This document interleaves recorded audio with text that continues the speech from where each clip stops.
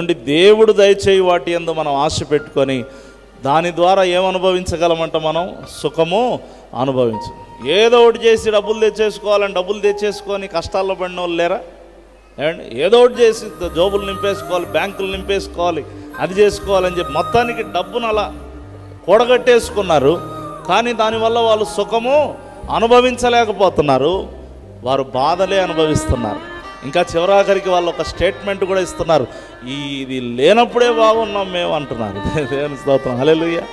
అంటే అందుకే ధనము యందు నమ్మిక ఉంచక దేవుడు దయచేయి వాటి యందు నమ్మిక ఉంచి ఆయన ధారాళంగా ఇస్తాడని నమ్మి, ఆయనేం కొరత చేయడు, మనకు సమృద్ధిగా ఇస్తాడని వేచి చూసి ఆశీర్వాదం కొరకు కనిపెట్టి దాని యందు నమ్మిక ఉంచి మీరు సుఖం అనుభవించాలి. కానీ ధనములోనే సుఖం ఉంది, ధనములోనే సమస్తం ఉంది అని లోకస్తుల్లాగా మీరు కూడా ఒక భ్రమలో బ్రతుకుతూ బంధాలు లేదు, ప్రేమ లేదు, ఆప్యాయత